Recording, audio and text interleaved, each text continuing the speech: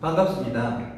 창세기에 보면 아브라함이 죽고 난 다음 블레셋 사람들이 아브라함이 판 우물에 이제 돌무더기 같은 걸 넣고 더럽게 해서 덮어가지고 못 쓰게 했습니다.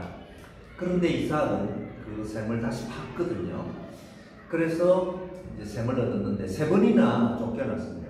그들이 와서 이건 자기 것이라고 하는 바람에. 그런데 그걸 싸우지 않고 다 주고 또 벌사로 가고 또 거기서 샘을 파고 또 샘을 팠거든요. 우리가 성령 충만을 받는다 할 때 이제 마치 위에서 다시 성령님이 내려오시는 것이 아닌가. 물론 그렇게 목회를 하시는 분도 있습니다. 또 안수를 해서 마치 성령님이 이제 안수하시는 분을 통해서 우리에게 들어오는 같은 느낌을 주고, 그래서 바깥에서 우리 안으로 들어오는 이제 그것도 귀한 목회라고 생각합니다.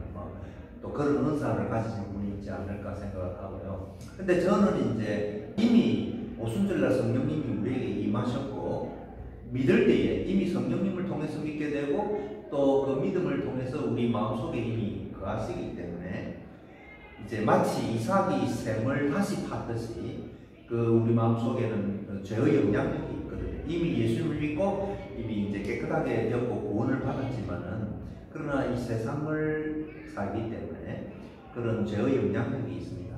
또 부에 대한 유혹도 있고, 다른 분들과 비교하고 하다 보면은 또 시기도 나고 질투도 나고, 그렇게 해서 우리 마음에 이제 성령님께서 계시는 그 성령님께서 이제 우리 마음을 가득 채우고 바깥으로 이제 흘러나가야 되는데, 사랑이 흘러나가야 되는데 그러지 못하고 죄로 인하여 덮여버리거든요. 밭을 갈듯이 마음을 우리가 딱 일구는 겁니다. 밭을 일구듯이. 그러면 좋은 밭이 되거든요. 좋은 것으로 심고. 그런데 우리에게 우리 몸이 있고 또 우리 안에 이제 지성이 있고 감정이 있고 의지가 있고 하는 부분이 있습니다. 그런데 그 더 깊이 영적인 부분이죠. 내적인 부분은 이제 지성이라든가 감정이라든가 의지를 말할 수 있는데, 그보다 더 안으로 가면은 에고라는 부분이 나옵니다. 영적인 부분이죠. 에고, 나, 이게 이제 예수님을 만나서 연합됨으로써 이제 참된 나가 되는 것입니다. 그전에는 항상 나 혼자 있었거든요. 그리고 공부를 많이 하거나 또 음악을 하거나 뭐 그림을 그리거나 무슨 재주를 배워가지고 에고, 나가 실력을 갖추고 자꾸 뭔가를 잘하는 쪽으로 가는 게 이제 우리 교육이지 않습니까? 우리가 말하는 그 믿음이라는 것은 그 밑에 이 나라는 존재, 그것이 이제 변화되는 거죠. 예수를 믿고 예수님은 우리의 왕이 되시고, 그런데 이 왕은 폭군이 아니고 우리의 창조자고 우리를 거룩하게 만들고 또 하나님의 자녀로서 살도록, 그래서 영광스럽게 되도록 인도하시는 분이잖아요. 우리를 잘 아시고 그래서 우리를 사랑하시죠. 그래서 이제 우리가 예수님과 함께 있을 때만이 참된 자아가 되는 겁니다. 온전한 자아가 되는 것이죠. 그래서 이제 이 변화, 이걸 영적인 변화를 말하고, 그 위에 이제 내면적인 변화는 또 심리적으로나 정서적으로 이렇게 이제 바뀌는 것이죠. 그리고 우리 이제 몸이 이렇게 이제 이미 예수님을 믿을 때에 성령님이 이제 와 계시기 때문에 그 성령님이 우리 안에서 이렇게 역사하시도록 이제 영생의 말씀, 사랑, 이런 것이 이제 우리 안에 가득 찰 때 우리가 다른 사람을 섬길 수가 있거든요. 그러니까 내가 능력 있는 사람이 되는 것은 이제 교육적인 거라면은 이제 우리가 사랑하는 사람이 되는 것, 이게 영적인 거예요. 그래서 내가 어떤 유명한 사람이 되는 것, 이것보다는 내가 어떻게 하면은 다른 사람을 섬길 수 있을까? 예수님이 그 이득을 보고 하나님이 이득을 보고 나는 좀 손해를 보는 것 같지만 이것이 참된 길이거든요. 참된 이득을 얻는 길. 또 내가 손해를 보는 것 같지만 나를 통해서 다른 사람이 잘 되는 길, 이게 정말 얻는 길이거든요. 그래서 이제 고린도 후서의 4장에 보면 예수 죽으신 것을 몸에 짊어지고 그럼으로써 예수님의 살아나신 것으로서 이제 할 수 있어요. 고린도 후서 4장 제가 읽어보겠습니다. 4장 6절, 어두운 가운데서 빛이 비치리라 하시던 그 하나님께서 예수 그리스도의 얼굴에 있는 하나님의 영광을 하는 빛을 우리 마음에 비추셨느니라. 그리고 10절, 우리가 항상 예수 죽인 것을 몸에 짊어짐은 예수의 생명도 우리 몸에 몸에 나타나게 하려 함이라. 이제 어두운 가운데 빛이 비치라 창세기에 말씀하셨잖아요. 그처럼 우리 마음에 예수 그리스도의 얼굴에 있는 하나님의 영광을 아는 빛, 이것을 이제 우리 마음에 비치시게 됩니다. 자, 그런데 이제 이사야서에 보면 이런 말씀이 있습니다. 이사야 50장 4절. 주 여호와께서 학자의 혀를 내게 주사 나로 공평한 말로 어떻게 도와줄 줄을 알게 하시고 아침마다 깨우치시되 나의 귀를 깨우치사 학자같이 알아듣게 하시는도다. 주 여호와께서 나의 귀를 열었으므로 내가 거역지도 아니하고 뒤로 물러가지도 아니하며. 그래서 하나님께서 아침마다 이제 말씀을 주시고 깨우치게. 그래서 그냥 이제 이승을 가지고 깨닫는 게 아니고, 그러니까 이 책 저 책 그리고 창세기 계시록 왔다 갔다 하고 생각이 너무 많은 거는 사실 이제 하나님과의 교제에서 나오는 건 아니거든요. 그래서 그렇게 하면 몸이 피곤해진다, 머리가 피곤해집니다. 그런데 이제 여호와께서 이사야의 귀를 여시고 지혜롭게 하셨거든요. 이사야 50장 10절. 너희 중에 여호와를 경외하며 그 종의 목소리를 청종하는 자가 누구뇨? 흑암 중에 행하여 빛이 없는 자라도 여호와의 이름을 의뢰하며 자기 하나님께 의지할지어다. 그래서 여기 이제 흑암 중에 행한다는 것은 이제 나쁜 의미는 아닙니다. 왜냐하면 저도 이제 한국 사람인데 한국말로 설교 잘할 수 있거든요. 그런데 스페인어 사용하시는 분들을 위한 선교사가 되다 보니까 스페인어로 이제 설교를 해야 되지 않습니까? 그런데 처음에는 내 마음에 스페인어가 작기 때문에 이제 캄캄하죠. 그래서 뭐 어린아이로 돌아가 버린 겁니다. 이게 캄캄한 겁니다. 이 말도 못하고 또 무슨 뜻인지 알지도 못하고. 그래서 이제 스페인어 성경을 읽거나 또 설교를 들으면 이 은혜가 안 되죠. 이걸 이제 한국말로 번역을 해야 이제 하나님의 임재를 느끼고 은혜를 받는 거거든요. 그런데 이제 자꾸 내 마음에 이제 스페인어가 쌓여가니까 결국에는 스페인어 성경을 읽거나 스페인어 설교를 들어도 하나님의 임재를 느끼거든요. 그래서 그런 의미에서 이제 어두움을 하는 거죠. 우리 사람이 어떻게 하나님을 다 알 수 있겠습니까? 하나님 대해서 모르죠. 이제 하나님을 안 돼도 조금 아는 거고, 하나님은 영원하신 분이고 우리는 시간과 공간의 제약을 받고 있는데 어떻게 그분을 다 알 수 있습니까? 그러니까 이제 내가 모른다라고 해야 배울 준비가 되어 있거든요. 이걸 하나님 말씀 읽을 때 내가 다 안다 생각하면 안 배우고 이걸 분석하기 바쁘단 말입니다. 근데 내가 모른다라고 생각을 할 때 결국에는 하나님이 하시는 말씀을 잘 듣게 되는 거죠. 그리고 내가 모르는 게 많기 때문에 하나님께서 가르쳐 주신 대로 이제 듣습니다. 근데 그렇게 하기 위해서는 어두운 가운데 있어야 됩니다.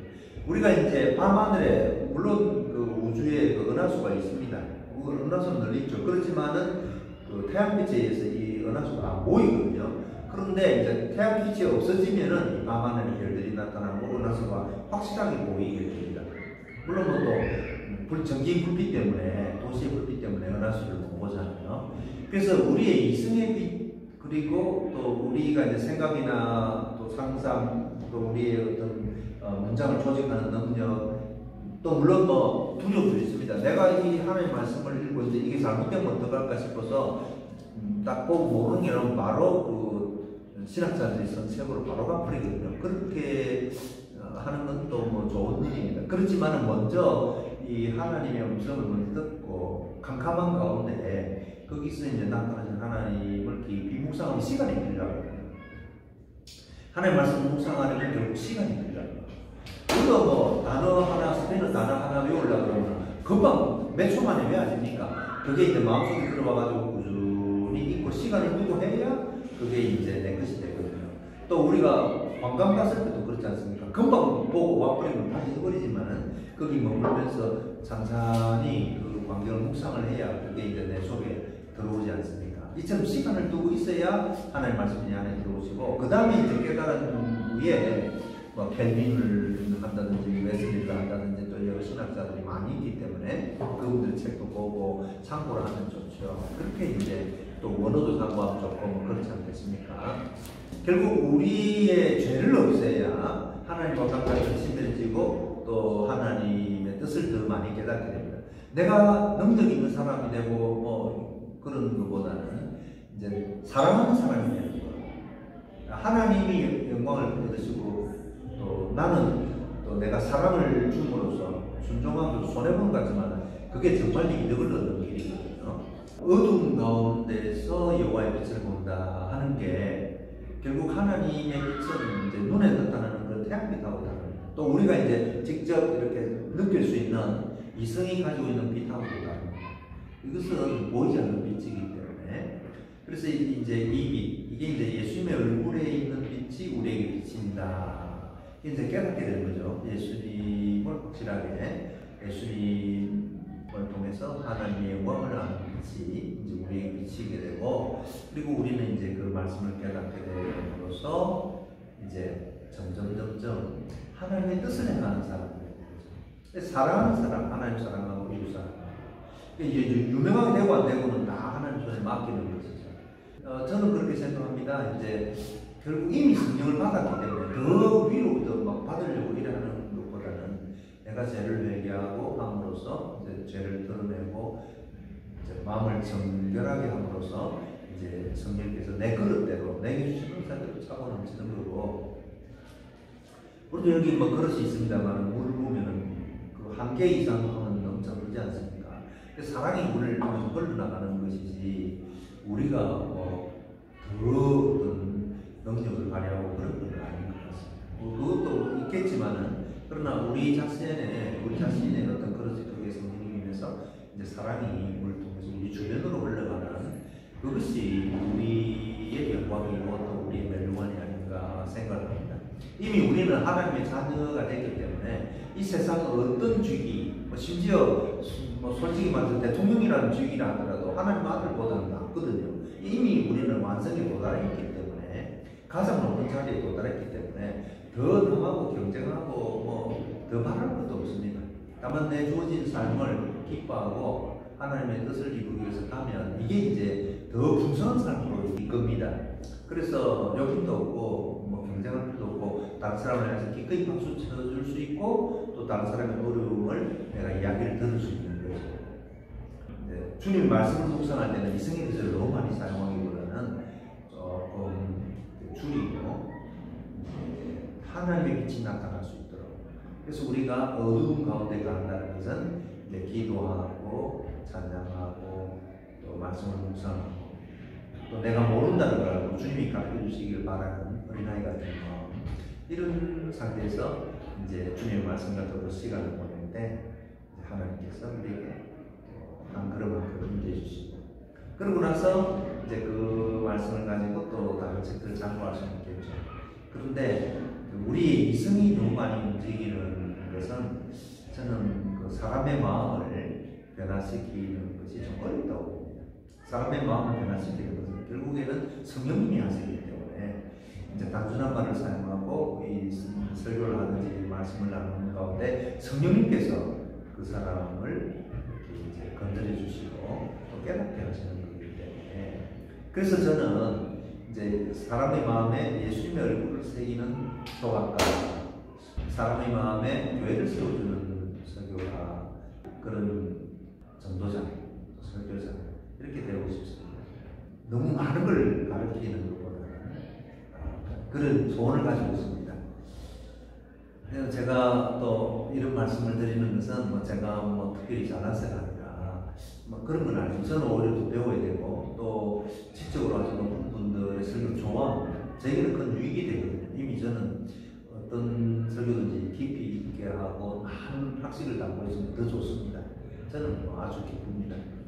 그렇지만은 사람을 변화시키는 그런 설교가 많아지려고 하면은 결국 그 많은 책을 보고 이렇게 이제 질서정연하게 잘 조직해서 하는 설교보다는 하나님 말씀을 깊이 묵상하고 또 기도하는 가운데 하나님의 그 은혜의 빛을 받고 나의 죄를 깨닫고 주님께서는 이제 우리에게 죄를 갚여 주신다 했거든요. 성령님이 오시면은 죄에 대해서 심판에 대해서 의에 대해서 갚여 준다.